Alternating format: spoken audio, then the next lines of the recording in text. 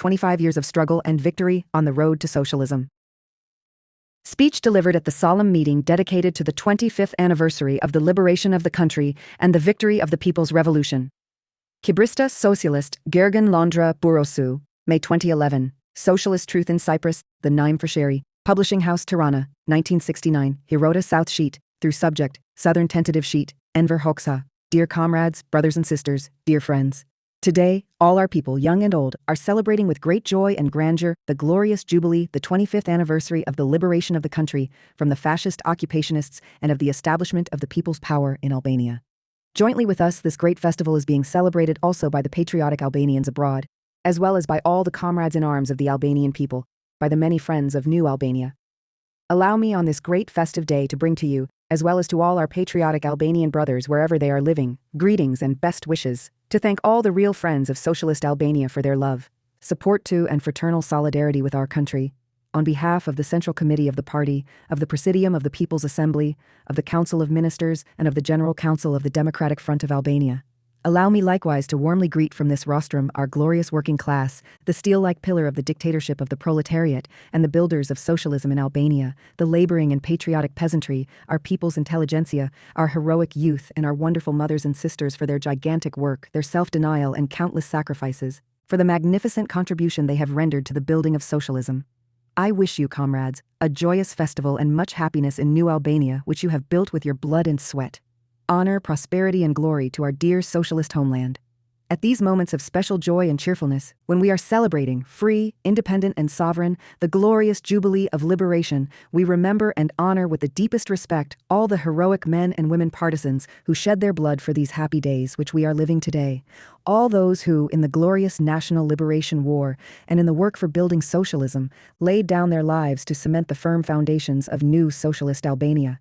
To them belongs the deep and everlasting gratitude of the entire Albanian people. The roots of our people have been nurtured in this soil through the ages, but it is only in these 25 years of their free socialist existence and of people's power that they have ever known happy days. In 1912, 57 years ago, the patriotic Albanian people scored a great victory, the proclamation of their independence which crowned their protracted struggles through the centuries against the occupationists. For the first time since the days of Skanderbeg, Albania emerged in the international arena as an independent and sovereign state. We recall today, with honor and respect, the heroic struggle of the patriots of the period of our national revival, their spirit of self-denial and their infinite love of country. But the bourgeoisie and the feudals who came to power went only halfway and betrayed the brilliant cause of the patriots of the period of our national revival. Albania remained in a state of poverty and ignorance and was sold off to the foreigners. The National Liberation War, the People's Revolution, along with the expulsion and the overthrowing of the exploiting classes, realized the beautiful dream of the great patriots of Albania. They made Albania really free and independent. They embarked her on the road to progress and well-being. The National Liberation War was a real people's war, which was waged by the people and in the interest of the people. It ended with our victory over the external and internal enemies, because from the ranks of the people and at the decisive moment, when their existence and their future were at stake, there came into being the Communist Party of Albania, the revolutionary vanguard of the working class, the reliable and wise leader of all the working masses. The creation of the party and its emergence at the head of the people in revolt and of their liberation struggle marked a radical turning point in the historic destiny of Albania. The party gave the people a clear program of action and showed them the only correct way to put it into practice. It was under the leadership of the party, and in the legendary clash with the most savage enemies of mankind, the Italian fascists and the German Nazis, that the bravery and heroism of the Albanian people, their indomitable freedom-loving spirit, their great hatred of the oppressors and enslavers, their courage and determination to fight the enemies and win, defying all sacrifices, were manifested with a force multiplied 10 times over and were reaffirmed on a new basis. Taking a bird's-eye view of 25 years of heroic work of our party, we see more clearly the glory of the National Liberation War and the historic significance of the triumph of our people's revolution.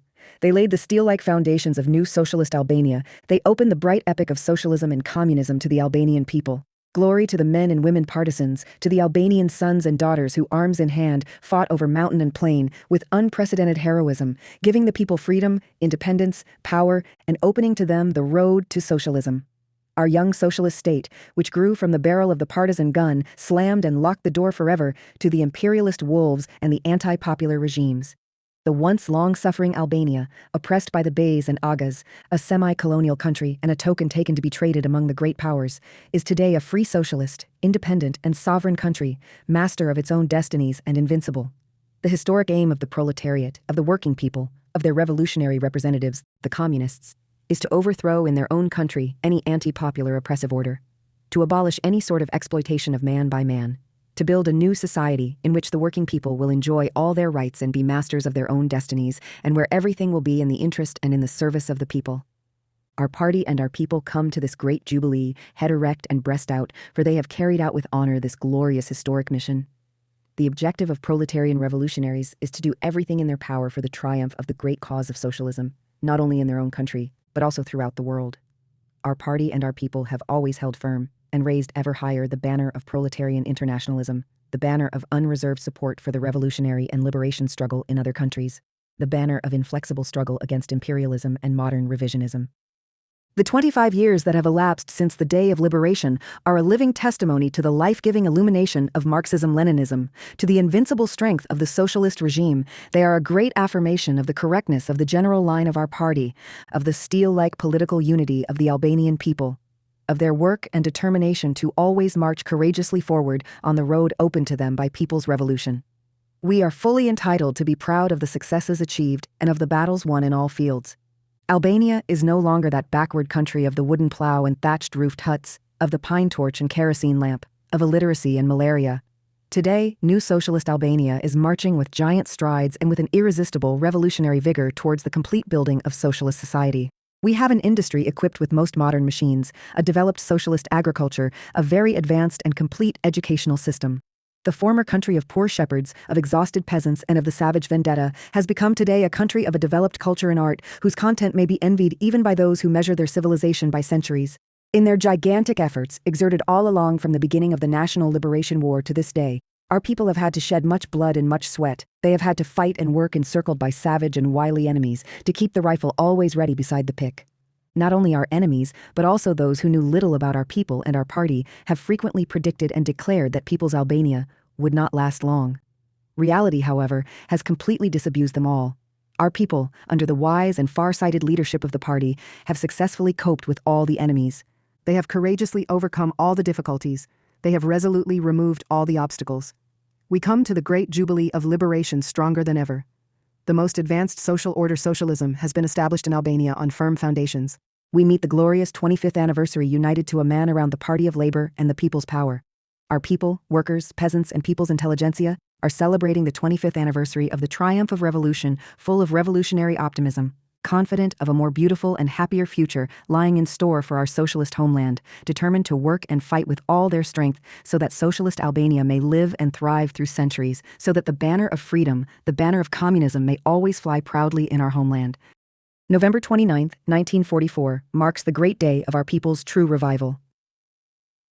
Dear comrades, the 29th of November 1944, the day when our valiant partisans brought freedom to our homeland, marks the great day of the real revival of our people. The boundary where the old world ends and where the new world, the brilliant epic of socialism, begins. The road which we have traversed during these 25 years has been one of continuous struggle in the most diverse fields and forms for the building of socialist Albania, for the complete triumph of the new world over the old world and its remnants. On this road, we have had to fight against the class enemies, against numerous obstacles and difficulties. We have had to fight against the imperialist enemies and the sham friends, the Titoite and Khrushchevite revisionists, against their detestable sabotage and blockades. But just as during the National Liberation War, so also in the struggle to build socialism, our people, endowed with a lofty spirit of sacrifice and heroism, with an iron will and exemplary courage, and wisely led by the party, have always emerged successful and have achieved one victory after another. Following the liberation of our country and the establishment of our people's power, our people and our party were faced with great and complicated historic tasks, on whose solution depended the future of the country and the fate of socialism in Albania. The entire old feudal bourgeois structure and superstructure had to be overthrown. The relations of small-scale production of commodities had to be radically transformed, and we had to pass over to the system of scientific socialism in the city and the countryside, in economy and culture. But it was necessary to radically transform also the inner world of men and women, to endow them with the Marxist-Leninist world outlook, with socialist ideology, with communist morality. It was indispensable and urgent likewise to rebuild the war-ravaged country and to overcome at the most rapid rates the centuries-long economic and cultural backwardness inherited from the past. Our party relied on the teachings of Lenin and Stalin, on the valuable experience of socialist construction in the Soviet Union, but it could not copy this experience and carry it out in practice in a mechanical way. This experience and the Marxist-Leninist principles had to be implemented in a creative manner on our specific territory with its historic, geographic, economic, class, political, ideological, and other peculiarities. The difficulties and dangers were great. One could break his neck at every turn, at every fundamental decision which determined the strategic direction, as well as in the tactical stand towards the implementation of these decisions. To its honor and glory, our party, however, correctly solved both the strategic and the tactical tasks. Within a very short time, the aftermath of war was liquidated, and the energies of the working class and of all the working masses were concentrated on the vital battle for the vigorous development of the forces of production, for the uplift and rapid progress of the whole economy.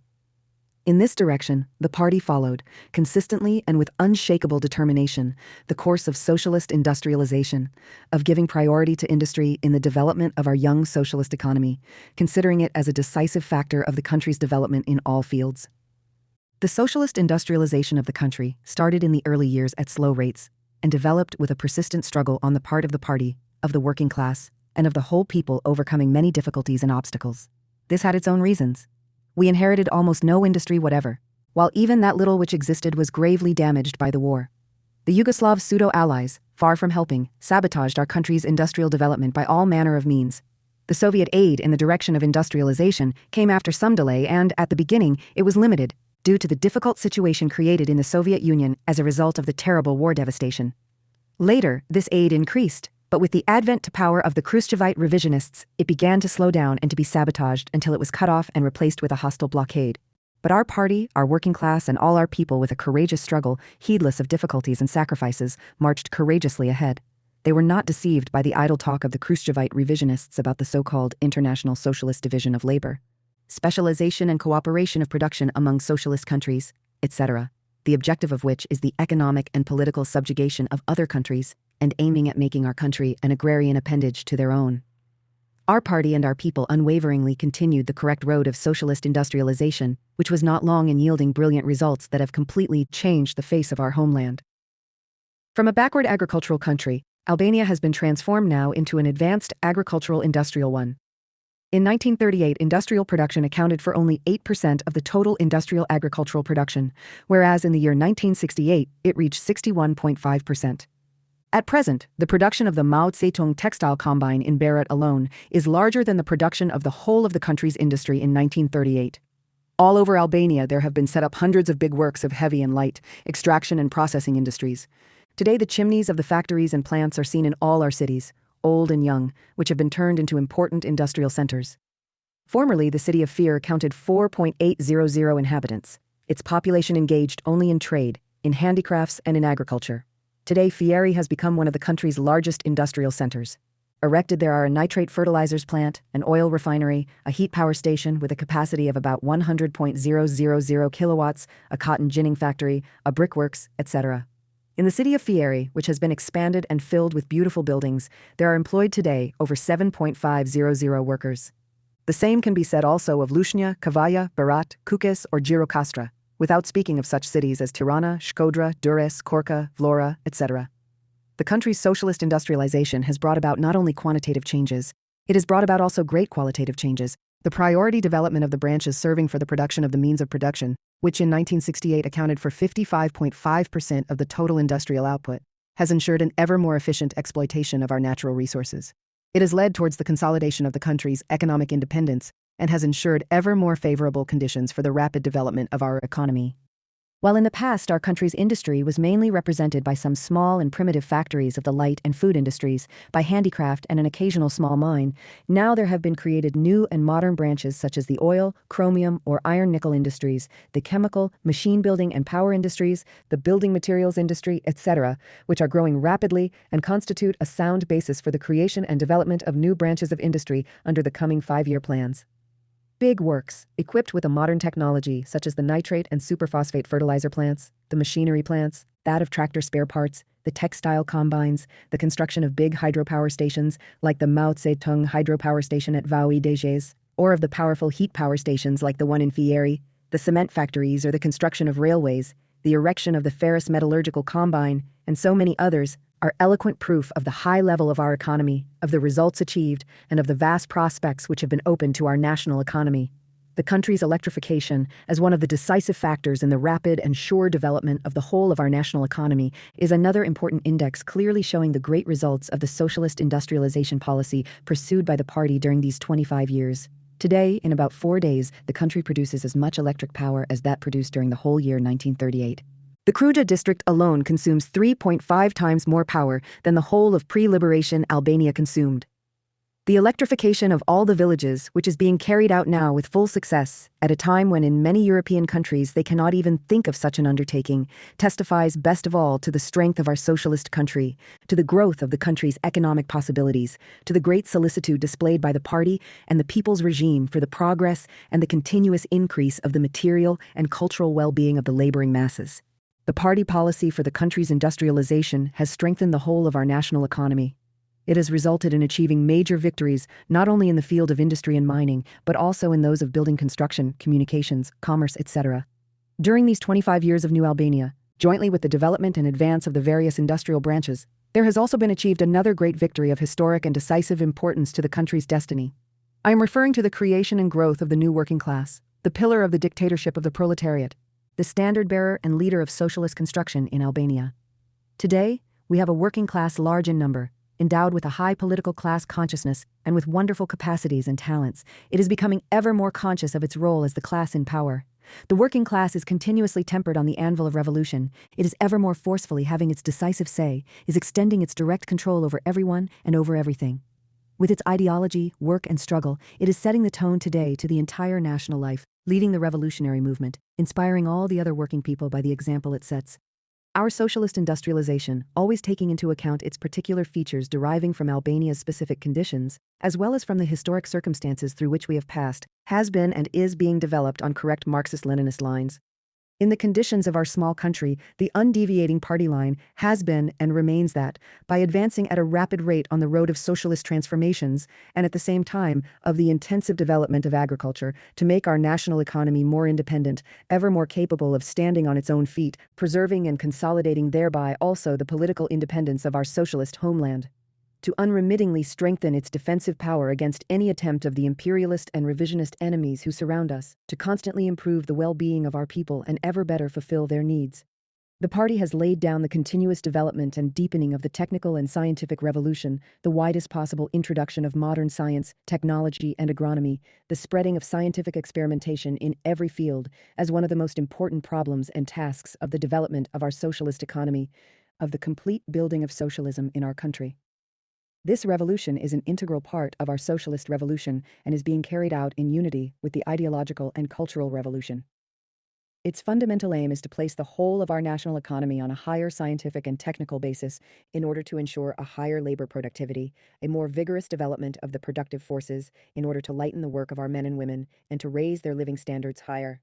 The main efforts must be concentrated everywhere on the transition from handicraft forms to modern industrial production, to the introduction of new technology, to the implementation of a strict scientific discipline in all the processes of work and production, to the scientific organization and management of the national economy, to the summing up and spreading of advanced experience. The decisive condition for leading the technical and scientific revolution forward is the mobilization of all the creative living energies of the working masses and specialists, their all-round political, ideological, technical, and scientific education, the continuous strengthening of their cooperation in the most diverse and the most fruitful forms. Our road of socialist industrialization, closely combined also with the broad development of the technical and scientific revolution, has nothing in common with and is in complete opposition to the various technocratic views which the bourgeoisie and the modern revisionists are spreading with clamor at the present time. The ideologists of the monopoly bourgeoisie are striving to make the working people believe that the technical and scientific revolution which is being carried out in the world today is allegedly removing the ills of capitalism, that it is reforming it, liquidating the classes and class antagonisms, and replacing the capitalist owners with the technocratic administrators. On this basis, they declare that the old capitalist system of exploitation, the class struggle, and the need for proletarian revolution have been overcome. In reality, behind the so-called industrial society or technocratic society, there lies hidden the brutal oppression of the working people by the capitalist monopolies and the state monopoly capitalism. The modern revisionists, who have completely and absolutely betrayed Marxism-Leninism and placed themselves at the service of the bourgeoisie, have proclaimed the technocratic society and the technical and scientific progress, which leads to the strengthening and expansion of the state monopoly capitalism, as an introduction of the elements of socialism in the gradual transformation of capitalism. In the revisionist countries, technocratism, alongside with bureaucratism and as a subtle expression of it, has become one of the principal means of displacing the working class from leadership and of restoring capitalism. The economy of these countries, which the revisionists continue to call, under the pretext that it is nationalized or collectivized, is, in reality, nothing else but a capitalist economy of a special type. It is in the hands, in the service, and in the interest of the new bourgeois class of the bureaucrats and technocrats, which has been created and continues to be consolidated. The Western bourgeois theoreticians call what is happening in the revisionist countries as the liberalization and democratization of socialism. Thus, both sides, the bourgeoisie as well as the revisionists, converge at one and the same point, that of trying to keep capitalism alive and liquidate socialism. But the technical and scientific revolution, and linked with it, the development of technocratism, do not and cannot save capitalism or modern revisionism from their inevitable collapse and destruction. They cannot change the objective laws of social development, particularly that of the class struggle and revolution. The introduction on a large scale of science and technology in production, which the Western capitalist monopolies and the new bourgeoisie of the revisionist countries are compelled to do because of the fierce domestic and interstate competition and to ensure maximum profits, does by no means mitigate the internal and external economic and class contradictions of the old and the new capitalism. It does not save it from the incurable and the ever more destructive crisis. On the contrary, this aggravates further the contradictions and crises. It raises the tide of the class struggle to an ever higher degree and leads, in the final account, when the subjective factor, too, is up to the mark, to the all-conquering socialist revolution. The Albanian people march firmly ahead on the road to the complete construction of socialist society. The successes achieved by our country in its industrialization during these 25 years have created the material basis which allows us to aim at transforming Albania, in the not distant future, from an agricultural industrial country into an industrial agricultural one. To reach this target, it is indispensable that the main task of the industrial development should continue to be, in the future too, the extension and improvement of the structure of industrial production based on an advanced technology. For this purpose, there must be created a stable internal basis of raw materials, and what is more important, we should be able to make a most rational exploitation, and with the best economic effect, of various natural resources. This will make it possible to ensure the fulfillment of the ever greater needs of the people's economy, the systematic increase of the well-being of the people, and the growth of the country's defensive power. We shall certainly achieve these objectives, for we have a heroic, industrious, and resolved people. We have a glorious and talented working class. We have our party, which by its wise and far-sighted Marxist-Leninist policy leads us for certain towards new victories. Our countryside and our peasantry have, likewise, undergone radical transformations. All of us have still fresh in our minds the thatched-roofed huts and the oppressed peasants of Mizeke, the hungry highlanders of Puka and Dukajini, the whole of our toiling and much-suffering peasantry. We remember the swamps and marshes which flooded the best plains of Albania from Buna, to the south, to the Virgu of Delvina. But all this belongs to history, to the past. Today, all the new cooperative countryside is shining in the light of socialism. The peasant has relegated to bitter memory the age-old cult of the hunk of bread, the suffering for which persecuted him from the cradle to the grave. The agricultural cooperative, which is fully extended to all the villages, is today a powerful unit of the broad and all-round agricultural and livestock production, thoroughly integrated with the general national economy and a solid basis of it. With their own forces and with the great aid of the people's power, the cooperatives today are more and more practicing intensive farming at an ever higher level of agricultural technique. In comparison with the pre-war level, agricultural production has been increased more than 3 times over, and the area of cultivated land has been doubled. Thanks to the land reclamation and irrigation works constructed so far, there have been reclaimed and improved about 200,000 hectares of land, and the irrigation capacity, by the end of the year 1968, reached more than 240.000 hectares, as against only 29.000 in 1938. At present, there are 10.500 tractors, in terms of 15 horsepower, at work on our fields, as against 30 all told before liberation. Nowadays, Albania ranks among the developed countries with regard to the use of chemical fertilizers which were not even known in this country before the war. In the year 1968, we used an average of 79 kilograms of chemical fertilizers in active substance per hectare of cultivated land, While in the year 1967, Greece used 68 kilograms, Spain 36.8 kilograms, Yugoslavia 60.4 kilograms, Hungary 66.9 kilograms, and Italy 72.6 kilograms of chemical fertilizers. To the countryside and also in the life of the peasantry itself, socialism has brought progress that brooks no comparison with the past. Our peasant today lives in a new house. His children attend the 8th grade school, the hospital, the outpatient clinics, and the pharmacy are at his door. In many villages, there have been set up creches and kindergartens, public bathrooms, laundries, homes, and hearths of culture.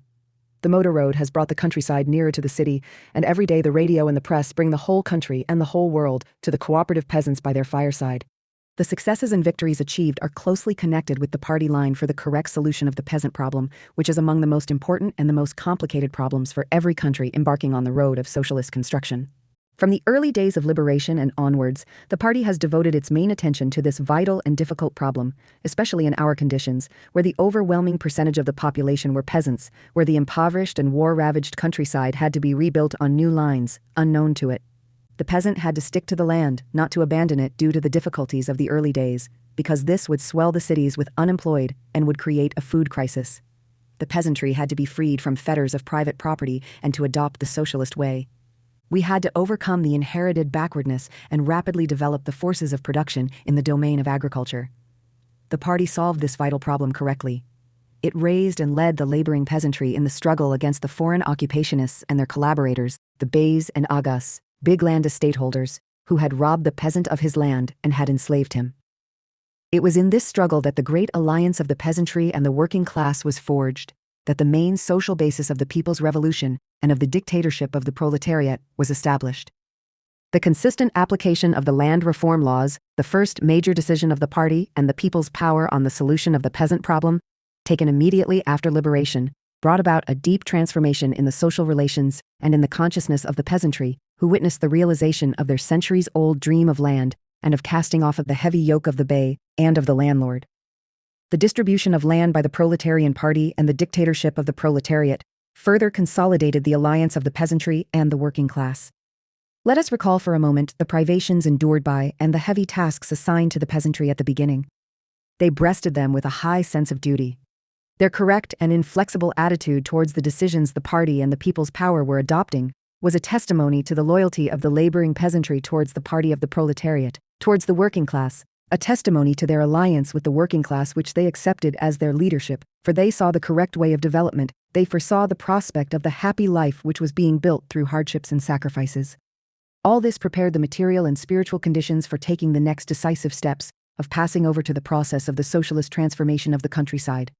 Alongside the large-scale work of land reclamation, for the mechanization of agriculture, for the development of agricultural crops, of stock raising, etc., there was carried out the great struggle for the collectivization of agriculture, which, according to the consistent and at the same time cautious directives of the party, gradually spread throughout the country, including of late the upland regions as well.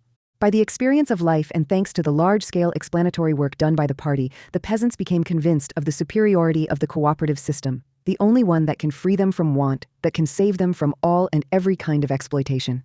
The world outlook of the peasantry changed radically. The psychology of individual work, of the small private property, and of the narrow individual interest began to give way more and more to the feeling and consciousness of collective property, of collective work, and of large-scale socialist production. It was under these conditions that the process of uniting cooperatives into larger ones, that scientific experimentation and the application of the technical and scientific revolution began to develop on a large scale in agriculture too. That the struggle for high yield started, that agricultural technique spread en masse, that the number of qualified cadres increased in the countryside, etc. The new socialist countryside finds itself today under the vigorous process of development and transformation, affecting both the production and the social and cultural fields. The intensification of mechanization, the large-scale land reclamation and irrigation schemes, the wide use of chemicals, the ever-better implementation of advanced agricultural technique, the extension of the communication network, etc. The increase of the number of specialized cadres and, in general, the rise of the educational standard of the peasant have created proper material conditions for carrying out modern intensive farming in breadth and depth for raising cultural and living standards of the cooperative peasant masses, to bring about an ever greater rapprochement of the production and life of the countryside with that of industry and of the city. This revolutionary process of the vigorous development of the productive forces in agriculture and of the perfecting of socialist relations in the countryside will continue until the agricultural cooperatives are transformed from the property of the group into the property of the entire people, until the differences between the cooperatives and the state farms are eliminated so as to reach the complete building of socialism in the countryside, to gradually narrow down and eventually liquidate the essential differences between the city and the country, between the peasantry and the working class, etc. This is the Marxist-Leninist road that leads to the classless communist society. The correctness of the party line with regard to the countryside, as well as the magnificent victories achieved during these 25 years, become still more evident when we witness the grave and critical situation of agriculture in the Soviet Union and in the other revisionist countries. The modern revisionists, some earlier and others later, abandoned the Marxist-Leninist road of the socialist development of the countryside. They have liquidated and are liquidating the gains of socialism in the countryside. Their road is that of returning to capitalism under allegedly socialist labels. Capitalism and the modern revisionists, under the pretext of the creation of industrial society, of complex mechanization of agriculture, etc., impoverish the countryside, compel the peasantry to abandon their farmsteads, introducing the grip of agrarian concerns. They depopulate the countryside and throw millions of unemployed onto the roads. They create the reserve of slaves, which they use to increase exploitation in the city as well. We follow a diametrically opposite course in our socialist society, attaching first-rate importance to industrialization and mechanization of labor. At the same time, we by no means underrate the countryside and do not advance on the road of depopulation of the villages, but we develop agriculture in harmony with them. While fighting for high yields in the lowland areas, we do not neglect fighting for the rapid development of agriculture in the hilly and mountainous areas.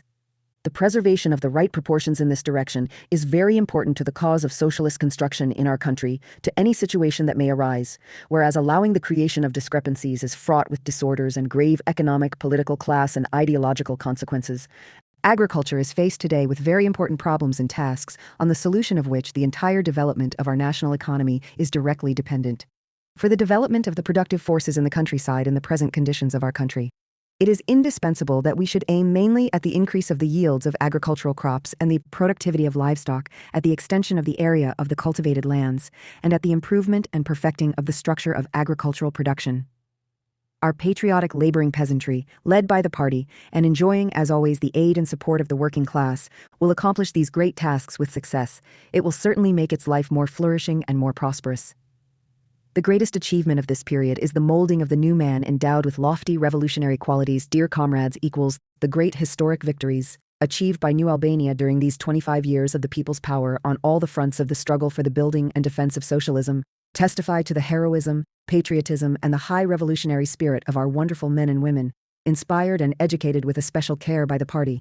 If our country, with rare spirit of self-denial, has been able to overcome within a short period of time the countless difficulties and obstacles raised by the centuries-long inherited backwardness and by the frantic hostile activity of the imperialists, revisionists, and reactionary forces, if our people have built a developed socialist society and our homeland stands as an impregnable fortress and a beacon light of socialism on the Adriatic coast, this is due to a large extent to the fact that the party has been able to create and temper the new man, equipped with a high socialist consciousness and outstanding revolutionary qualities. We are rightfully proud of our heroic working class, of our valiant laboring peasantry, of our revolutionary youth, of our wonderful women, of our people's intelligentsia, of the whole of our people who, united as one, rallied around the party, are marching onward fearing no tempest whatsoever. The wartime heroism has been repeated during the whole period of socialist construction, and it is rising higher in the present days. It has become a distinctive feature of our society. Let us preserve, develop, and increase with every passing day these lofty qualities which the party has forged in our men and women. Especially in these recent years, ever since the open letter and the historic Fifth Party Congress, in close connection with the entire process of the revolutionization of national life, a new qualitative leap is underway for the molding of the new man of socialist society. The great revolutionary process which is taking place today is a continuation and deepening of our socialist revolution.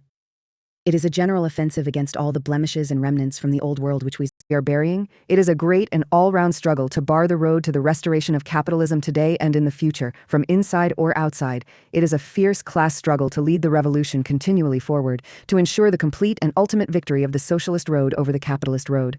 This great revolutionary process, which is taking place under the leadership of the party and with the broad participation of the working masses, has encompassed all fields of life, of political and ideological, economic and cultural, organizational and military activities. It has set in motion everything, everybody, effecting a radical overturning of concepts, customs, traditions, in the way of living, in the manners and attitudes of men and women, in their entire work and life. Revolutionization has created a high militant spirit, a great mobilization in work, an unexampled spirit of innovatorism, a steel-like unity of the people and the party. It has encouraged as never before the revolutionary initiative, individual action and courage of the masses, which have found their powerful expression in a series of deep revolutionary movements of an economic, political, and ideological character. This is a living testimony to the correctness of the party line and a brilliant victory for it. In the struggle for the further revolutionization of the life of the country, the party is courageously blazing untrodden paths. By its experience, it is making an important contribution to the theory and practice of socialism, to the enrichment of the historic experience of the dictatorship of the proletariat. The importance of this experience rests in the fact that it shows how to ensure the continuity of revolution, how to build the complete socialist society and to pass over to communism, how to prevent the backward turn or interruption of the revolutionary process. In molding the new man, conscious worker of socialist construction, a great role has been played by the development and deepening of the revolution in the field of education and culture as an integral part of, and closely connected with, the entire development of our revolution. The solution of this task appears still more urgent if we do not lose sight of the backwardness which we have inherited from the past. The party made it clear at the very outset that socialism could not be built with illiterate persons, that to have the country advance, it was necessary to raise the educational and cultural standards of the workers and peasants. The whole of Albania is covered by a wide network of schools of all types. 2 out of every 7 persons attend school. The compulsory 8th-grade education has been fully realized not only in the city, but now also in all the villages. This is at a time when today, as yet in Italy, over 100,000 children remain illiterate each year, while in Yugoslavia, 20%, and in Greece, 27% of the population are literate. In the whole of our educational system today, there are serving about 23,000 teachers as against approximately 1,700 that served before liberation. The middle schools of Delvina and Konaspol alone count more pupils than all the gymnasiums of Albania in 1938, whereas one of the parallels of the 10th form of the Kemal Stafa Middle School in Tirana counts more girls than all the country's gymnasiums had before the war. As to higher education, formerly non-existent, Albania boasts today of 113 students for every 10,000 inhabitants, leaving behind in this field such advanced countries as Britain, Germany, Italy, and Switzerland.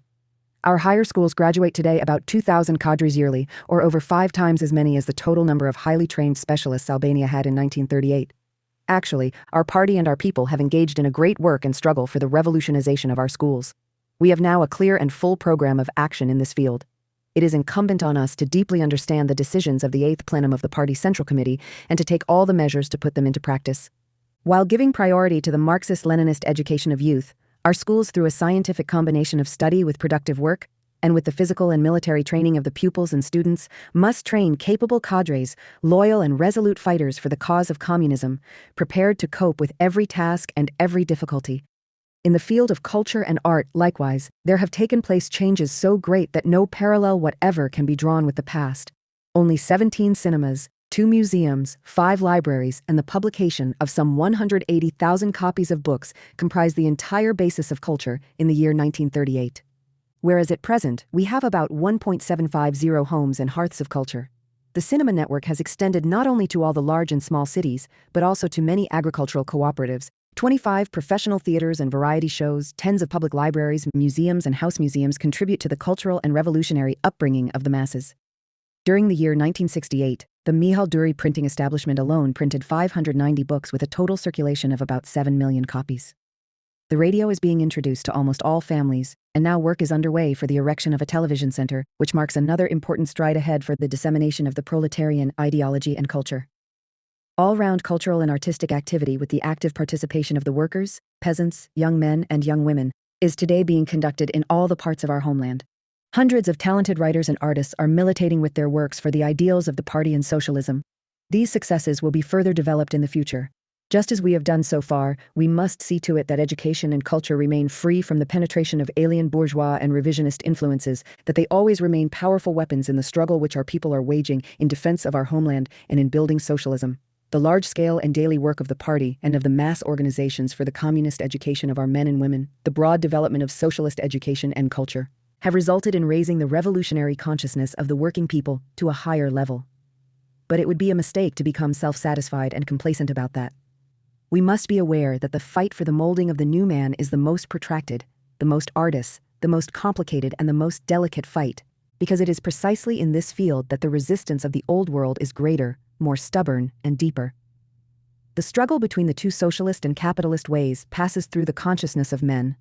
Therefore, the purging of the consciousness of the working people of all the traces and influences of the old society and of the capitalist and revisionist world that surrounds us, the molding of the working people with the Marxist-Leninist world outlook, with the norms of communist morality, with revolutionary virtues, is an indispensable condition and an integral part of the complete building of socialist society. Undervaluation in this respect and deficiencies in this field, as shown by the negative experience of the Soviet Union and of certain other countries, are fraught with grave consequences. Especially in the present epoch, when the problems and the tasks of the struggle in the ideological field are in the forefront, the persistent and scientific fight of the party and of the dictatorship of the proletariat for molding the new man of socialist society should be carried out frontally in all directions. The whole economic and social development of our country, of the structure and superstructure, of education and culture, must serve this purpose. On the question of the education of men and women, a deep demarcation line is drawn between us and the modern revisionist renegades who seek by all their means to degenerate men spiritually, ideologically, politically, and morally in order to turn them into blind tools of their anti-Marxist and treacherous policy, into obedient slaves of the revisionist counter-revolution. Our party has never viewed the revolutionary communist education of the working people as a mere illuminist process, the less so as a spontaneous and passive process, but as an active process of the class struggle in the fold of the people, which is carried out by the party, by the state of the dictatorship of the proletariat and the mass organizations, with the participation of all the working people. The party has underlined and continues to underline that the communist education of men and women is part and parcel of the active, merciless, and principled fight against all the stains and influences of alien ideologies, whether feudal, patriarchal, bourgeois, petty bourgeois, or revisionist, which will inevitably continue to exist for a very long time yet, to this or that extent, in the consciousness of our working people. Any concession, appeasement, compromise, or opportunism towards the manifestations and influences of alien ideologies would be fatal to our cause.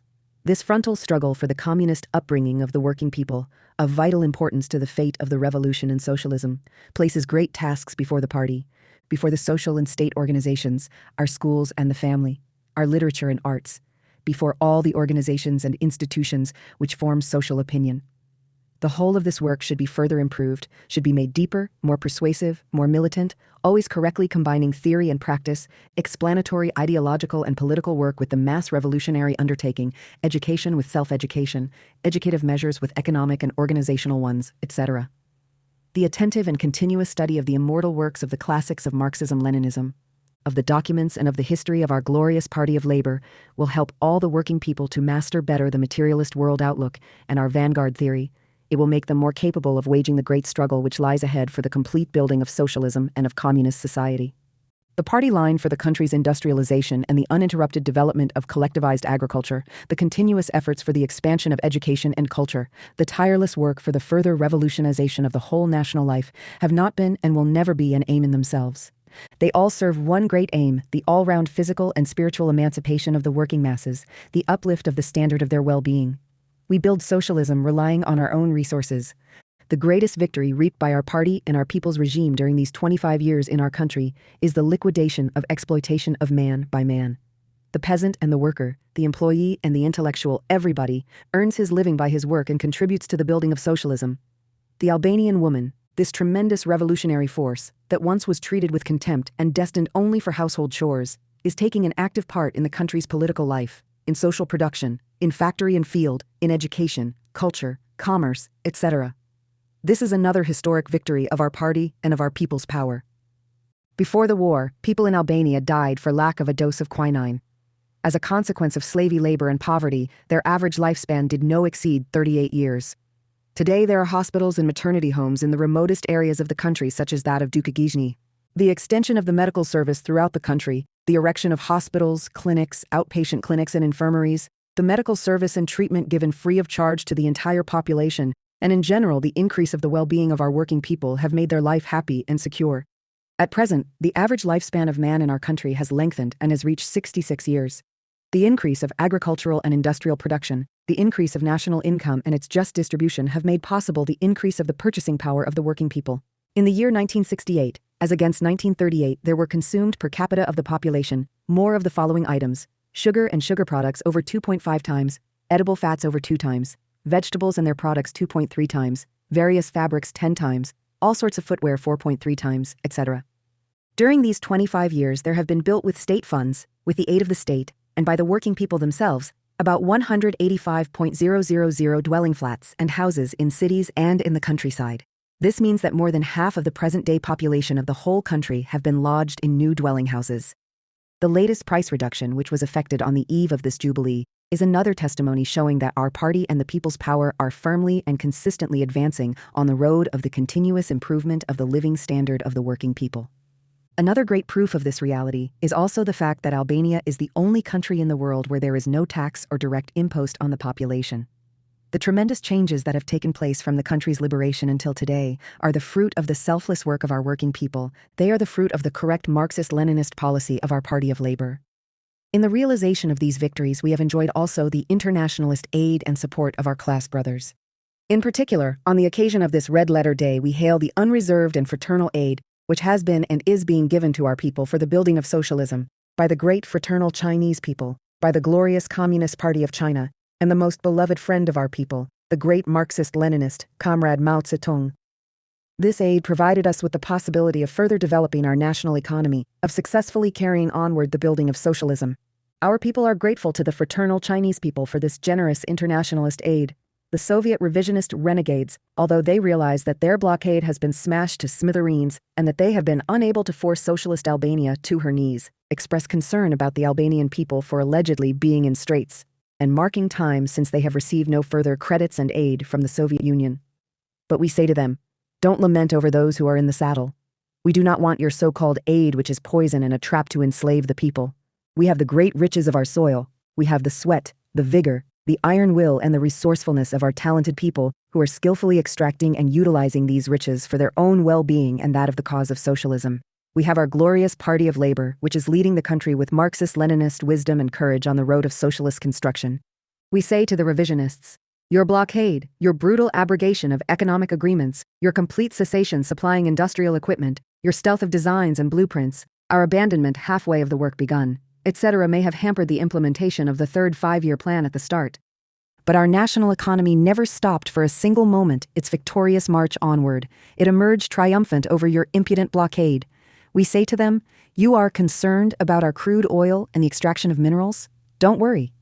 As compared with the year 1960, oil extraction in Albania has now grown by 80%, whereas the production of copper ore is 4 times as large, and the same is true for chromium ore, coal, etc. Your wickedness, your mania for slander, has overshadowed the logic of figures. You invent the tale that the power industry in Albania has allegedly lagged behind.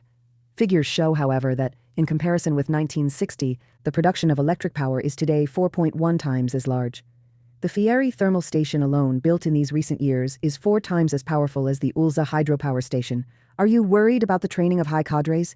Then take note that in 1960 we had only 4,245 highly trained specialists, whereas today about 14,000 such specialists are serving the people. You lament over the state of our agriculture, but we tell you that at no previous time have we ever had such great successes in agriculture as during this decade. In comparison with the year 1960, the wheat yield output has grown by 90.5%. Thus it has almost doubled, whereas that of maize has increased 2.2-fold. What do these facts show? They speak of the complete failure of the revisionist plot and the great victory of our heroic Party of Labor, the victory of Marxist-Leninism also in the economic field. The collapse of the economic blockade, which is a brutal means of subjugation, testifies that the Albanian people are invincible, that they do not kowtow under pressures of this kind, just as they are not intimidated by threats and saber-rattling. Historic experience in general, the reality and struggle of our country in particular, the magnificent successes achieved by socialist Albania during these 25 years, have once more confirmed the correctness of the great Leninist principle that the internal factor in revolution and in the building of socialism is the determining one, that in every action the people should rely on their own efforts. This, of course, does not exclude the sincere and disinterested internationalist aid of the socialist countries, of the international proletariat, of the genuine Marxist-Leninist parties, and the progressive peoples in the world. During the National Liberation War, and relying on this principle, the party aroused the whole people, for it was clear to us that freedom is not donated, but it is won through struggle, bloodshed, and sacrifices. We ruthlessly expose the deceptive maneuvers of the Ballast and Zogist traitors, and of the British and U.S. imperialists who alleged that the struggle which our people were waging and the blood they were shedding were uncalled for the keys would bring to us a ready-made freedom.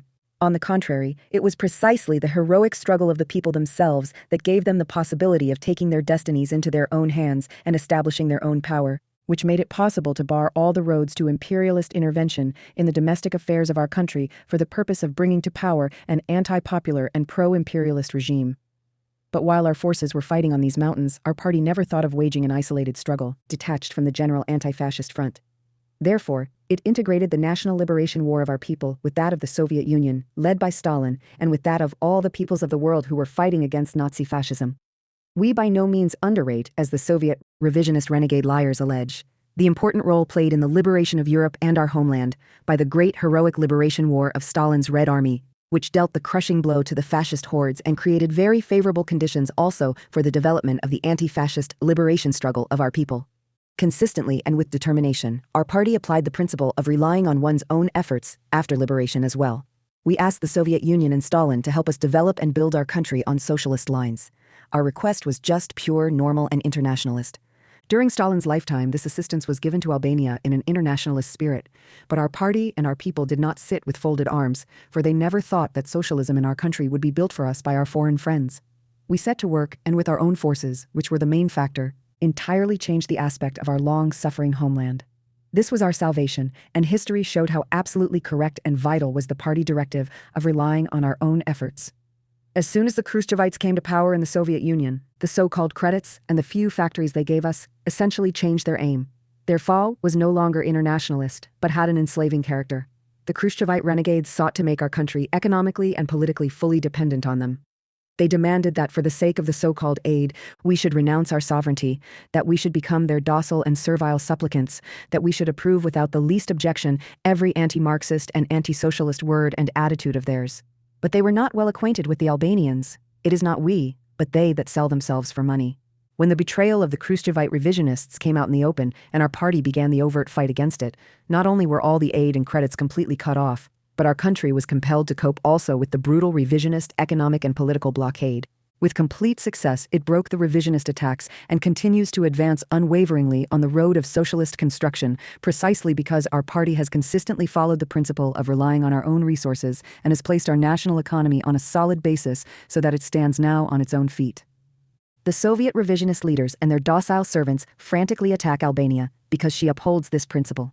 They consider this as narrow nationalism and describe us as, for we have allegedly forgotten the aid of the Soviet Union in the struggle for liberation and in socialist construction, for we dared to rise against their betrayal, for we dare to advance on the Marxist-Leninist road.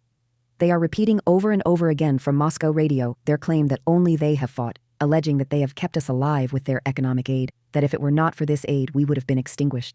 With the greatest brazenness, they negate and disparage the struggle of our people and of the other peoples for the destruction of fascism.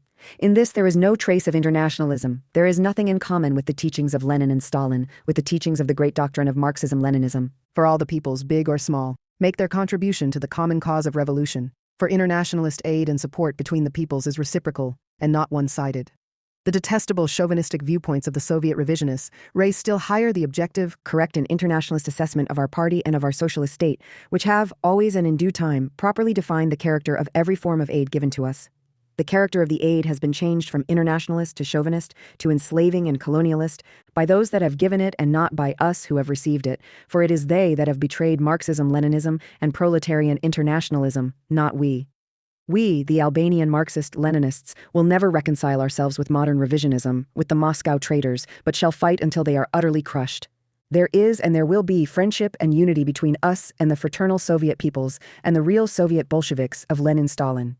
In the future, too, our party will faithfully follow the Marxist-Leninist course of relying on our own resources, being convinced that the guarantee for still greater successes in the defense of the country's freedom and independence as well as in the building of socialism and the continuous and sure raising of the well-being of the working people consists in the correct implementation of this principle. The proletarian dictatorship in Albania stands on a granitic rock, comrades. The establishment of our people's rule throughout the country on the 29th of November 1944 is the greatest victory in the centuries-long history of the Albanian people. The people's power, the dictatorship of the proletariat, is their most powerful weapon in the struggle for the new, free, and happy life, socialism and communism. The outstanding merit of the party is that it closely connected and integrated into a single whole the struggle for national liberation, and the struggle for the destruction of the old, anti-popular, and reactionary state power for the establishment of the people's power. The party never allowed the bourgeoisie and the landowners to rob the people of their power, or that the blood they shed should have been shed in vain. With its greatest determination, it barred the road to the interference of the British and U.S. imperialists in the internal affairs of our country. This consistent line resulted in that right after the liberation of the homeland, there existed and acted in Albania only the new power, the people's power, which started to perform the functions of the revolutionary dictatorship of the proletariat. During the entire 25-year period, the party has always had the question of the people's power, its preservation and consolidation in the center of its attention, unceasingly perfecting it. It has been guided consistently by Lenin's great teaching that it is easier to seize power than to keep it. Historic experience has fully confirmed this teaching through both positive and negative examples. It has shown that the dictatorship of the proletariat can be established as a result of the victorious socialist revolution, but it can eventually be liquidated either through the armed or the revisionist counter-revolution. It could also happen that after having triumphed, the dictatorship of the proletariat could be seriously endangered, the state power could be partially usurped by counter-revolutionary elements, but later on, eventually the usurpers and their poisonous ideology could be upset and smashed in a revolutionary way. The dictatorship of the proletariat could be fully re-established and successfully defended. But the complete or partial loss of the dictatorship of the proletariat is by no means an inevitable fate. Historic experience has proven likewise that, once established, it is fully possible for the dictatorship of the proletariat to be preserved always pure, intact, and firm in all stances and directions, continually developing and becoming perfected. This many-sided historic experience of the dictatorship of the proletariat is a precious treasure for all the Marxist-Leninists and the peoples, for all the countries that enter the road of socialism. It must be most carefully studied through the infallible prism of Marxism-Leninism, in order to draw valuable lessons of how to advance the cause of socialism in all countries on a reliable road and with the minimum of zigzags and sacrifices. The road traversed by the dictatorship of the proletariat during these 25 years has not been smooth in our country either. This whole period has been permeated by a ruthless class struggle against the internal and external enemies, from the landlords and merchants to the kulaks and various anti-socialist elements, from the armed bands of diversionists and traitorous organizations of spies and saboteurs to the deviators in the party ranks, from the various imperialists and Greek monarcho-fascists to the Titoite and Khrushchevite modern revisionists. The class struggle has been waged unceasingly amongst the people also, against all foreign influences which poison the consciousness of the working people. This class struggle against the enemies and in the ranks of the people has been carried out in all the fields and by the most diverse means, political and economic, ideological and cultural, military and administrative, through methods of coercion and persuasion. But whatever the field in which it has been waged, the class struggle has been, in the last analysis, a struggle over the question of state power. In the process of this fierce class struggle, our dictatorship of the proletariat has been threatened by many dangers, overt and covert, beginning with the attempts to upset it by armed force and ending with the danger of its bureaucratization. But we have always been vigilant, struck down mercilessly and in due time all the attempts of the enemies, and we averted the dangers. The dictatorship of the proletariat in our country stood and is standing like a granite rock. The party has taken, is taking, and will take in the future too, all the necessary measures for the all-round and continuous strengthening and perfecting of our state of the dictatorship of the proletariat. It has strengthened and incessantly continues to strengthen the organs of the struggle against the enemy. In the first place, the People's Army and the state security forces, the most powerful weapons of the dictatorship of the proletariat. Historic experience has proved indisputably that the working class power grows out of the barrel of a gun, and likewise can be defended by the gun. Without a powerful revolutionary army, the dictatorship of the proletariat cannot stand and exist. Therefore, the party and the government have not only equipped the armed forces with most up-to-date means of war, but above all, they have displayed and are displaying the greatest solicitude for their ideological and political molding as a conscious weapon of the revolution and the dictatorship of the proletariat. The party directives and measures for the establishment of a correct relationship between men and weapons in the army, placing man on the forefront as the determining factor in war, between political and military work, placing politics in command, between soldiers and officers for the strengthening of their relations and the internal unity of the army, among rifle, pick, and book in the army, giving priority to the former, all these and other actual measures for the creation of party committees and the designation of political commissars, for the abolition of rank and the strengthening of ties between the army and the people, are of great importance of principle and serve the further strengthening and revolutionization of our people's army. These measures are decisive in preventing the degeneration of our people's army, of the state security armed service, in not allowing their transformation into blind tools in the hands of counter-revolution, as was the case in the Soviet Union and in some other countries, where they are used to exert revisionist and social fascist violence on the discontented people, or for the expansionist aims of Soviet revisionist imperialism. Alongside the all-round strengthening of the People's Army and the State Security Armed Service, the party and the people's power, as Karl Marx teaches us, have resolutely advanced on the road of the military preparation and arming of the whole people. This has not only made socialist Albania an unshakable granitic rock in face of whatever imperialist revisionist aggression, but it also has a deep political and ideological meaning, for it represents a further perfecting of the system of the dictatorship of the proletariat. It represents one of the most profound expressions of proletarian democracy in action. It testifies to the essentially popular character of the regime, to the people's boundless support for it. This is one of the most efficient ways for the patriotic and class-revolutionary education of the broad working masses. This means that the question of the defense of our homeland and of our socialist order has become and is becoming more and more of a vital question of the whole people. Especially important to the preservation and strengthening of the dictatorship of the proletariat is the struggle which the party has waged and is waging for the eradication of bureaucratic distortions which, as is known, served as one of the main bases of the emergence and spread of revisionism in the Soviet Union. The fight against bureaucracy is aimed at connecting the regime closely with the people, at placing it under the direct, effective, and continuous control of the broad working masses, at the all-round development, the uninterrupted deepening and perfecting of socialist democracy. It also constitutes a sure guarantee that the dictatorship of the proletariat will never degenerate into a revisionist and bourgeois anti-popular dictatorship, that it will always be the powerful weapon of revolution and socialist construction. All the revisionists have the word socialist democracy on the tips of their tongues, and they speculate a great deal with it. This is a thoroughgoing fraud and brazen demagogy. Where the revisionists are ruling, there is not, and there cannot be democracy for the working people. Modern revisionism itself, in the Soviet Union and in the other former socialist countries, is based on the bureaucratization of the whole national life, that is, on the negation of democracy. Look what is happening in the revisionist countries. In face of the increased resistance of the popular masses towards the revisionist course, the revisionist cause dictatorship is ever more having recourse to open fascist violence. In Czechoslovakia, the socialist cause of Husak and of his Muscovite bosses is expressed through most brutal reprisals against the patriotic Czechoslovak people. Our party has never regarded socialist democracy from an empty sentimental viewpoint, nor as a vain adornment or merely a pro forma right of the working people. Consistently abiding by the principle of centralism, as an inevitable fundamental principle of any real proletarian dictatorship, it considers socialist democracy at the same time as a broader and more complete democracy for the working people, as an indispensable and decisive condition for the existence of the dictatorship of the proletariat, for its preservation and continuous strengthening. Any one-sided stand on this great question of principle, any violation, either of the principle of proletarian centralism or of socialist democracy, is very dangerous to the socialist order. The measures that have been taken for the eradication of harmful bureaucratic concepts and practices have greatly strengthened the dictatorship of the proletariat, have broadened socialist democracy, have increased the broad creative initiative of the working people in all fields. Such are those for the strengthening of correct relations between the cadres and the working people, for the struggle against manifestations of bureaucratic centralism which strangles the initiatives and individual action of the base, for the enhancement of the role and competences of the elected organs and men of the state power, the active participation of the workers and peasants with their opinions and actions in the solution of state problems, the purging of legislation of foreign influences and superfluous things, and above all, the strengthening of the direct control of the working class over everything and everybody.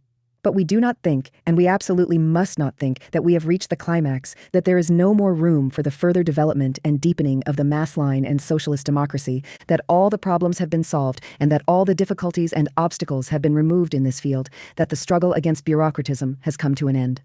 There remains still much to be done. Relying on the immortal teachings of Marxism-Leninism, we must further deepen many correct principles and democratic forms that have already been introduced into our life. We must always be looking for new and more perfect forms and means of socialist democracy. And especially these must not remain a matter of form, theoretic speculations, but they should be fully carried out in practice. They should become an integral part of our daily social life. They should enter into the soul and blood of all the working people. This requires that the fight against bureaucratic concepts and obstacles, which are dangerous enemies of proletarian democracy, and which, unfortunately, exist and will continue to exist for a long time yet, should not be interrupted for a single moment, but it should be continued fiercely and firmly from above and especially from below, with the active participation of the broad working masses. Above all, we must always preserve intact and incessantly strengthen the undivided leadership of the party in the socialist state. This is a firm basic principle of the dictatorship of the proletariat, an indispensable and fundamental condition of its existence. The idle talk of various revisionists about the war of the socialist state from the proletarian party are their most flagrant departure from the positions of Marxism-Leninism and are aimed at justifying the liquidation of the dictatorship of the proletariat. In the future, too, we shall advance on the road of further strengthening the party leadership in every cell of the regime and in our social life, as a whole continuously perfecting it, fighting and rejecting all and every manifestation of formalism and bureaucratism. The Albanian people, their party and government, have pursued and pursue a deeply principled and consistent policy. Comrades, during the 25 years of free life of the Albanian people, their party and government, guided by the immortal teachings of Marxism-Leninism and proletarian internationalism, have pursued a thoroughly principled and consistent foreign policy. In every stage of the development of international relations, this policy has fully responded to the defense of the freedom and independence of the homeland, of its sovereignty and territorial integrity, to the preservation of the gains of people's revolution. Our foreign policy has always been in the service of the great cause of the peoples who are struggling for socialism, for their freedom, and national independence, for self-determination and the establishment of an international collaboration on equal rights. Ever since her creation, New People's Albania has continually clashed, in a fierce struggle, with the imperialists and their stooges who were seeking to dismember and enslave her. But our party and our people, in a revolutionary steel-like unity, have repeatedly foiled the criminal plots and beaten back the frantic attacks unleashed against our country by the US and British imperialists and their running dogs. Our people defended with self-denial and with courage their freedom and independence, the constructive work guaranteed by their state power. They courageously coped with all attempts of imperialism and international reaction to interfere in our domestic affairs, to force their dictate upon and subjugate us. Albania, which emerged from the People's Revolution, was not afraid of and did not retreat before the intrigues, blackmail, and the campaigns of slander and denigration undertaken against her incessantly by her imperialist enemies and their tools. With her strong fist, she has smashed all armed provocations at her borders and foiled all attempts to organize and incite internal reaction against the people's regime. With wisdom and courage, our country defeated all the attempts of the imperialists and international reaction to encircle and isolate it from the outside world, with a view to more easily strangling and destroying it at a later stage. The People's Republic of Albania was able to withstand all these upheavals and march victoriously onward, free and independent, on the road of socialism, for it was pursuing a principled revolutionary home and foreign policy, for it was defending a just cause on a correct course. Our stand, our principled struggle against imperialism and world reaction, constitute a valuable experience which shows that the freedom and independence won by any people, the more so by those of a small country, can be defended only by a continuous struggle without compromise in any situation and circumstance. It also shows that only by fighting imperialism and all reactionaries can the independent existence of the socialist state and the building of the new life be guaranteed. Our struggle against imperialism has been an active struggle, part and parcel of the joint anti-imperialist struggle of all peoples. Our party and the government have condemned and exposed, at every time and at every step, the aggressive and warmongering policy and activity of US-led imperialism, its oppressive and enslaving aims, thereby making their contribution to the defense of peace and international security. Alongside the struggle against imperialism and reaction, our party and our people have carried out a determined struggle of principle against Titoite revisionism, this rabid anti-Marxist trend, as well as against Khrushchevite revisionism, the greatest enemy of world communism. This struggle constitutes a glorious epoch in the history of the Albanian party and people. Although small in number and alone at the beginning, we were not afraid to rise in unequal struggle against savage and powerful enemies when it was a question of defending Marxism, Leninism, and communism, and we emerged victorious over them. Our determination and courage in this clash of arms of world historic importance is not a consequence either of hot-bloodedness or of adventurism, or an expression of the specific nature of the Albanians, as the revisionists slanderously claim. They have come about as a result of the lofty revolutionary virtues of our party, of its boundless loyalty to its people and to its world proletariat, of its Marxist-Leninist maturity. Our party and our people bravely faced the revisionist counter-revolutionary trend, convinced that in this struggle they were defending not only the national interests of socialism in Albania from a serious threat, but also the interests of world proletariat and revolution. The difficulties we have surmounted and the sacrifices we have made during these 25 years in our uninterrupted struggle against revisionism have not been small. But we undertook this struggle for the sake of our socialist present and future, for the sake of the future of revolution and communism throughout the world. Life, the victories scored in the struggle against modern revisionism, have fully justified the determined and principled stand of our party towards the most dangerous, opportunist, and treacherous trend that world communism has ever met with. Without our struggle against revisionism, it would never have been possible for us to carry out successfully our struggle against imperialism, or to defend our freedom and national independence, to carry onward the victories of people's revolution. World experience has now very clearly proven that whoever pursues an opportunistic line, a line of concessions and capitulation on key questions of foreign policy and of international relations, such as the attitude towards revisionism, cannot fail to slip into opportunist and revisionist positions. He cannot fail to be oppressed sooner or later by the regressive and counter-revolutionary forces. Among other very valuable lessons the long history of our clashes with the revisionists has taught, is that it has confirmed in a clearest and most understandable way the well-known Leninist truth that in the struggle against opportunism, either internal or external, the only correct stand to take, the only correct course to pursue in order to achieve sure victory, is a persistent, principled struggle without any compromises and concessions whatsoever. The Party of Labor of Albania, the Albanian people, will never stop halfway in their fight against modern revisionism.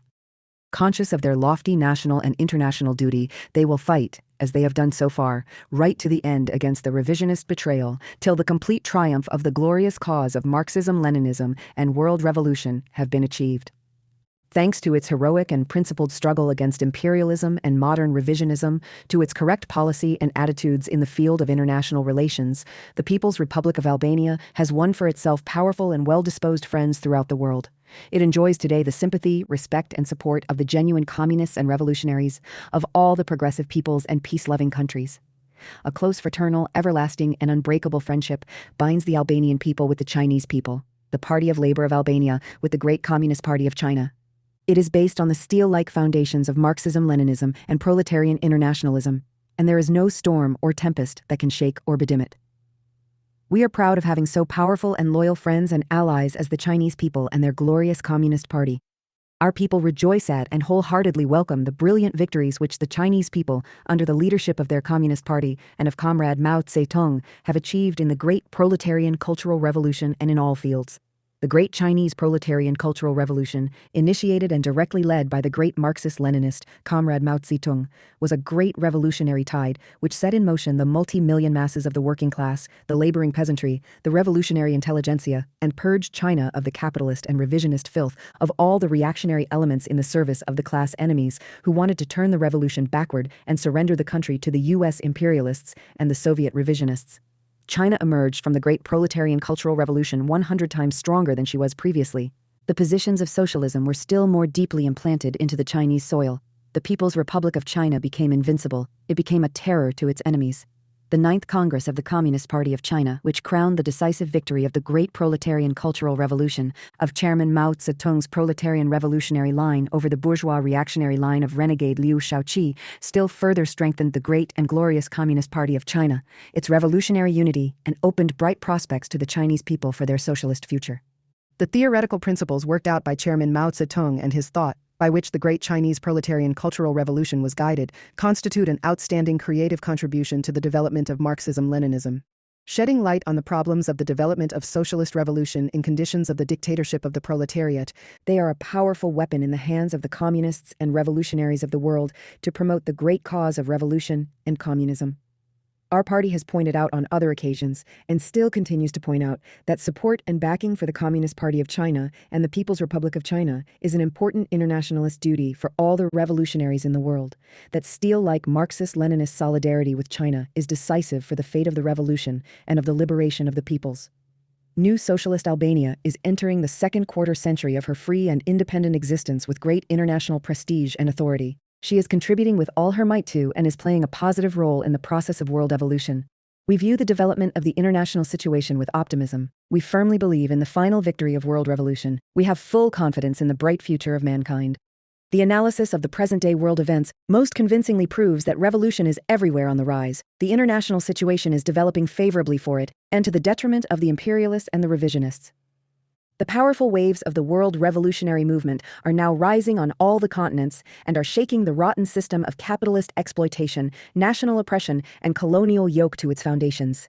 The anti-imperialist liberation struggle of the peoples of Asia, Africa, and Latin America is assuming ever broader proportions. A brilliant example is the Vietnamese people's struggle, which has inflicted thoroughgoing defeats on U.S. imperialism and has upset, once and for all, the myth of invincibility of the great power and of modern armaments. The flames of the revolutionary liberation struggle have spread to Laos and Thailand, to Burma and India, to Angola and Mozambique, to Colombia and Venezuela, etc.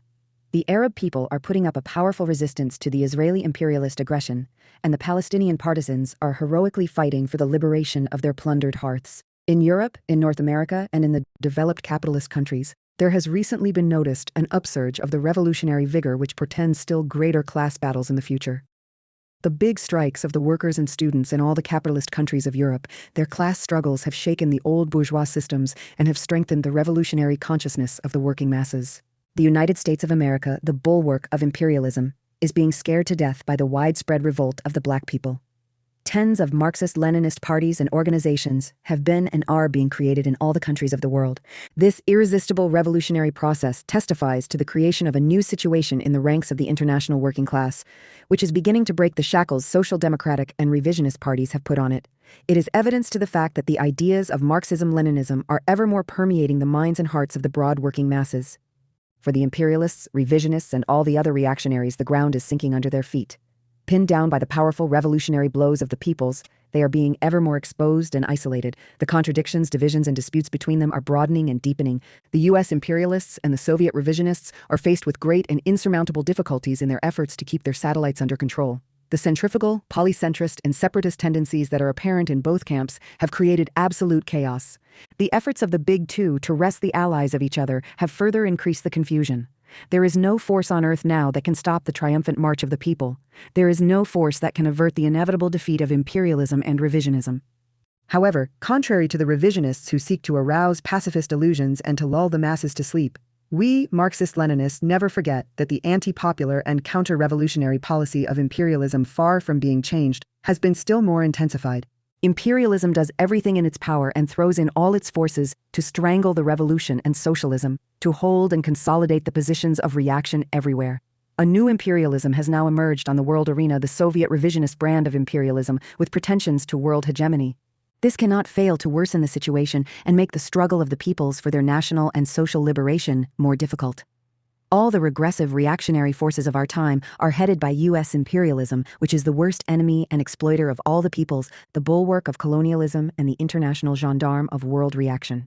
The whole policy and activity of the United States of America is aimed at subjugating the entire world, at placing under its yoke in the first place the peoples of Asia, Africa, and Latin America, and at imposing the economic, political, and military domination of U.S. imperialism on the whole of the capitalist world. Above all, the main objective of U.S. imperialism remains the suppression of the revolutionary and liberation struggles of the peoples, the destruction of socialism. By its very nature, U.S. imperialism cannot live long without oppressing other peoples, without markets, without plundering raw materials. In order to ensure these things, it has extended its military bases and has sent its troops to the four corners of the earth. It frames up plots and commits open military aggressions.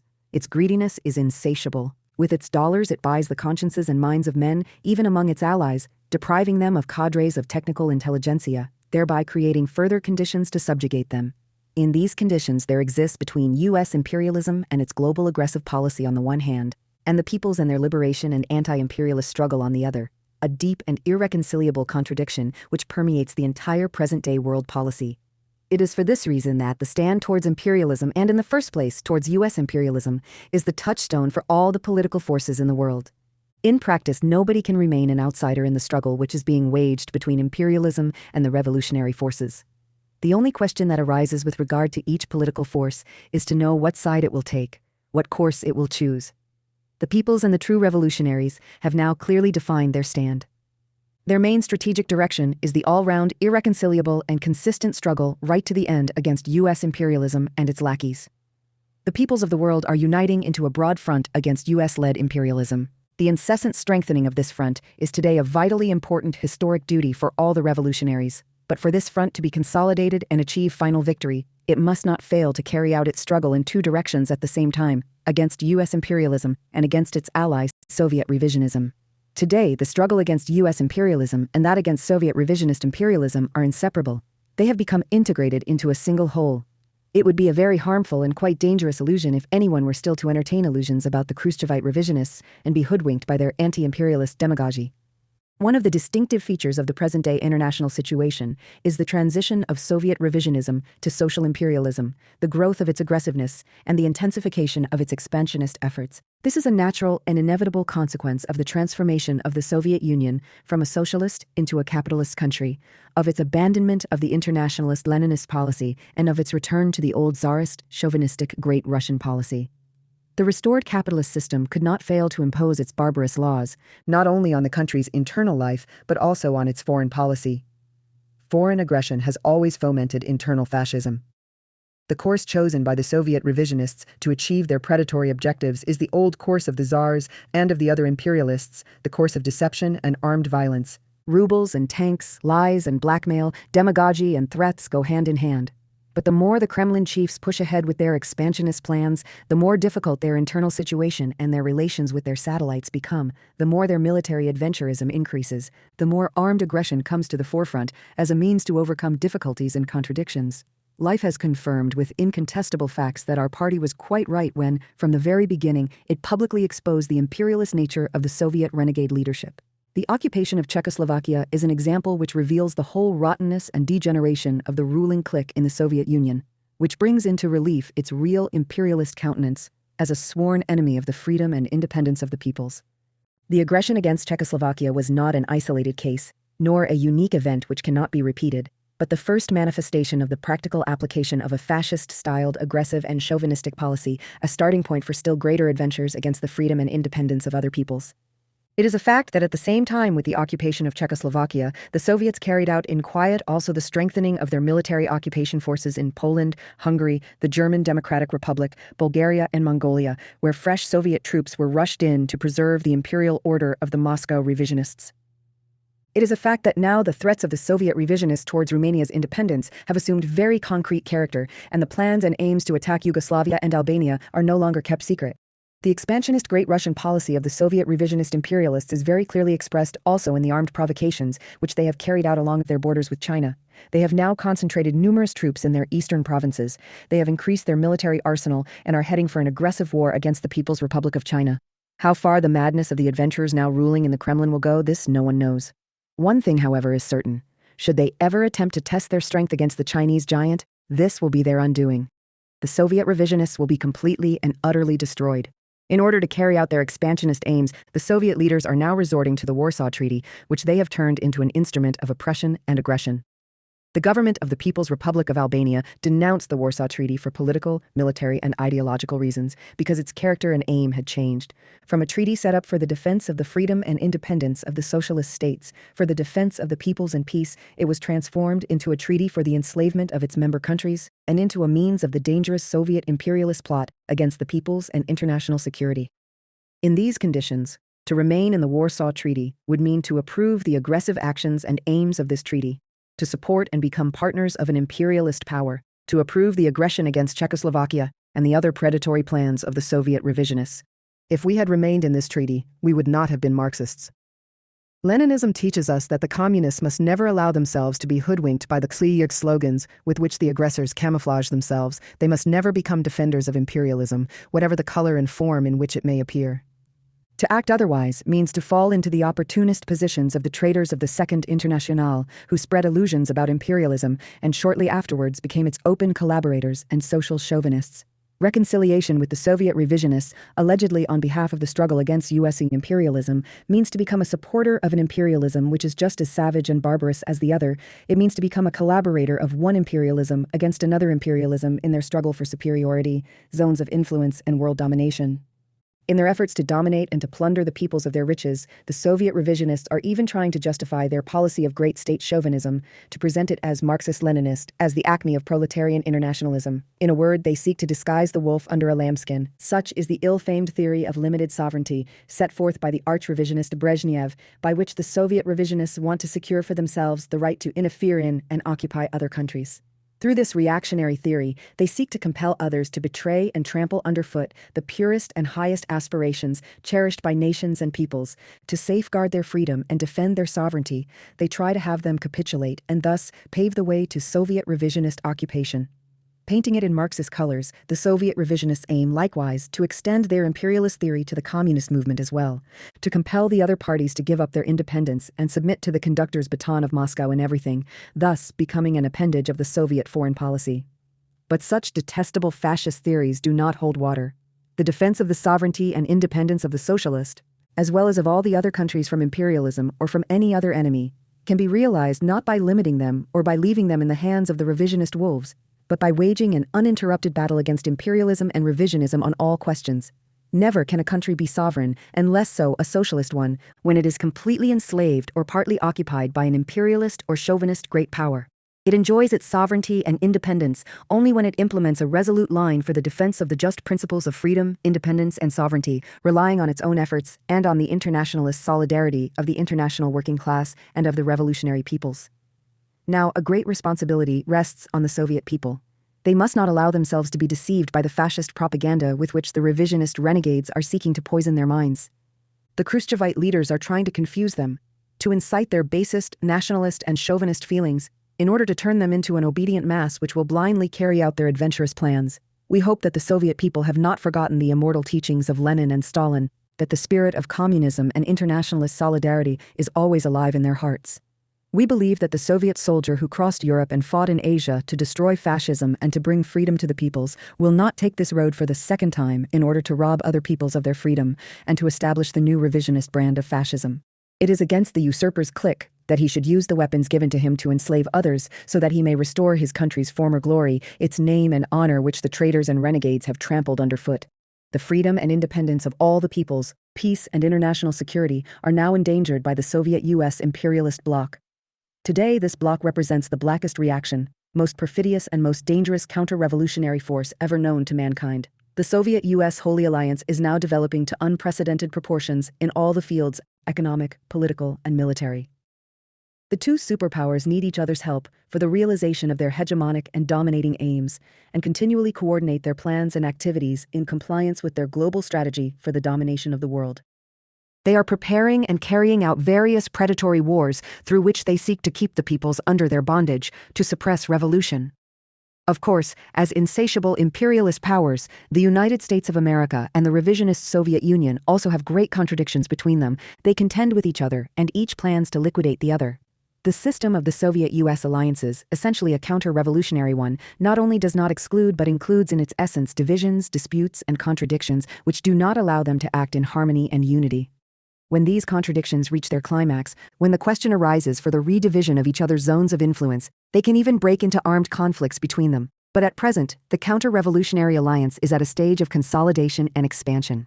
That which unites them today is more important than what divides them. In the first place, in order to survive, to preserve their great empires, to keep their positions of superpowers, both sides are compelled to draw nearer to each other and to collaborate, making their struggle against revolution, socialism, and the liberation efforts of the peoples a basis for safeguarding their system, their fundamental aim of realizing their expansionist and enslaving strategy.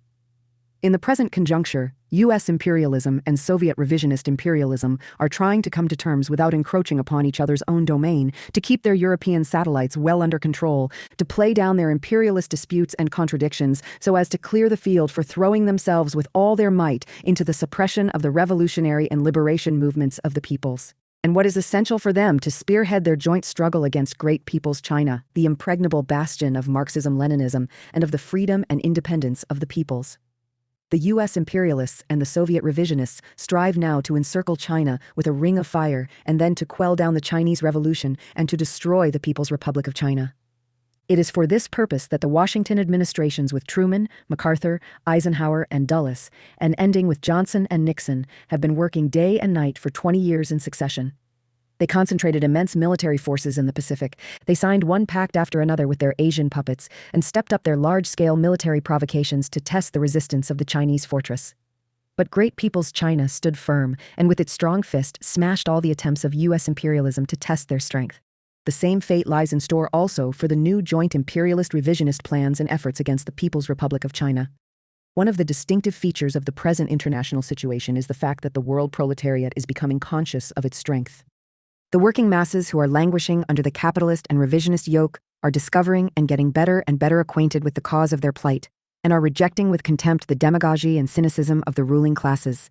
Marxism-Leninism, the all-conquering ideology of scientific socialism, is even better inspiring the world proletariat, blazing the road to the oppressed masses to revolt. The US imperialists and the Soviet revisionists are trying to keep things quiet, to preserve the status quo in their alliances.